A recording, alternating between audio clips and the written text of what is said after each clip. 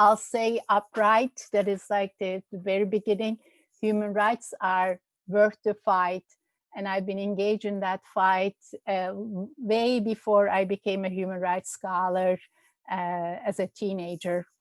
And I'm still continuing, I have to say. Maybe I should put on my bio that human rights advocate and activist as well. Today I'm going to talk about challenges of freedom of religion. And in certain ways, I guess it is a good lineup with my, after my colleagues' very informative talks. Now, while all human rights involve challenges, I think the freedom of religion is probably the most challenging one. And here I use challenging in two senses. One, that freedom of religion faces challenges. And the second is the freedom of religion establishes challenges for the recognition and realization of other rights. So I will discuss these two types of challenges as challenges to freedom of religion and challenges by freedom of religion. Now, for the first one, the challenges to freedom of religion, one may claim that freedom of religion is one of the first recognized human rights. And just to give a few examples, the Quran, the sacred text of Islam, explicitly states that there can be no compulsion in religion. And following centuries of warfare and revolutionary movements and infighting, in medieval and early modern Europe, finally the separation of church and state and freedom of religion gained some ground in many European countries. And writing in the early 20th century, T.H. Carl and Seymour Martin Lipset, scholars of citizenship rights and democracy, treated freedom of religion as a settled matter in Europe and the United States. Now, we all know, and we have this conversation today, that it's far from being settled. And while secularism may be the talk, many states are not free from religion. In addition to those that maintain a state religion, and when that's the case by default, automatically other religions and their followers are put into a secondary position. And there are also states where there is a tacit subscription to a particular religion.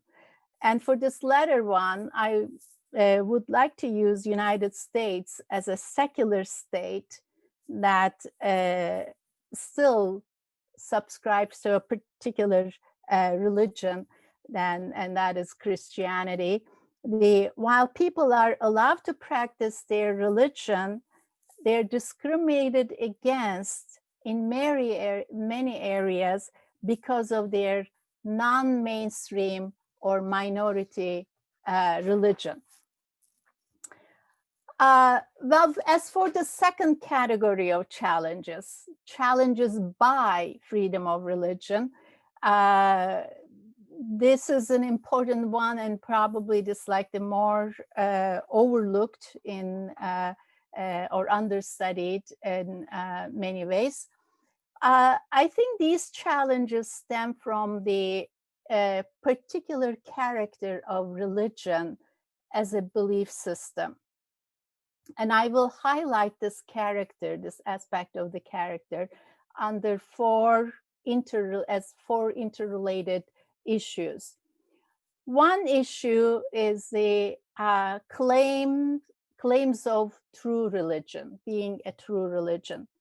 Now, people tend to hold their religion as the true religion, or at least first among equals if they recognize some other religions as legitimate.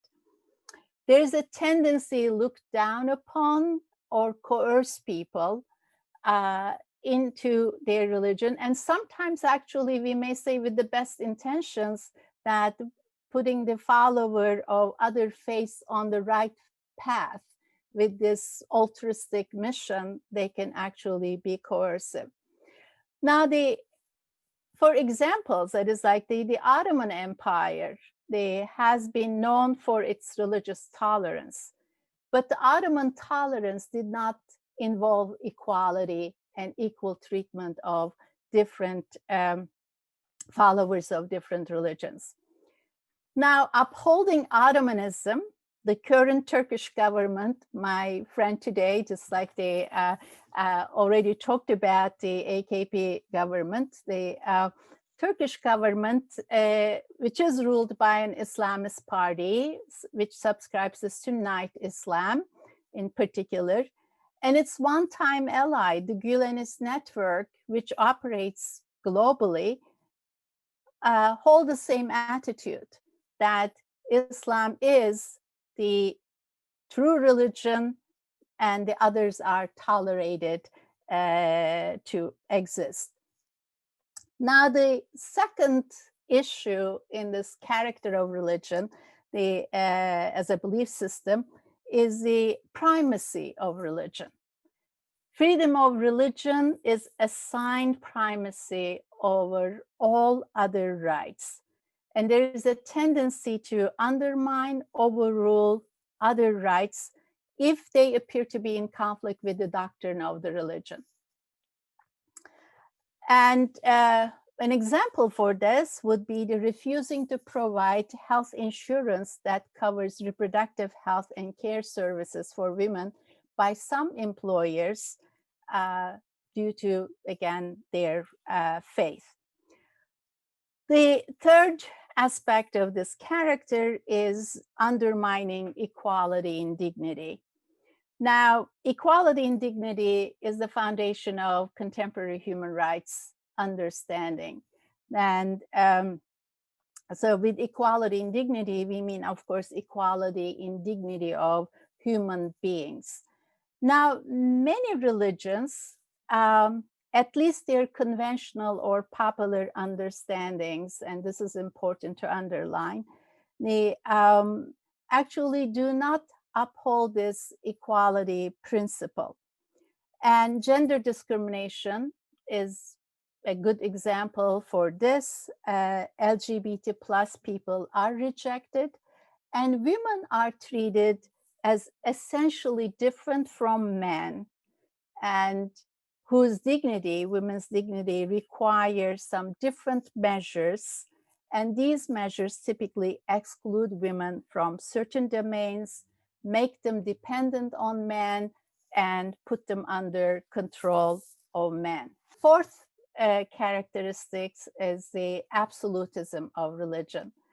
Now, equality and dignity and non-discrimination constitute the backbone of contemporary human rights. And the realization of human rights requires elimination of all discriminatory norms, values, practices, and stereotypes. If there are discriminatory elements in a culture, the universal application of human rights requires dropping them and changing the culture. But religions, often intertwined with culture, resist change. They follow absolutism, as they typically claim that their rules and laws are given by God, thus they are sacred and eternal. This not only places religion above everything else and makes it untouchable, but it also puts religion in conflict with human rights.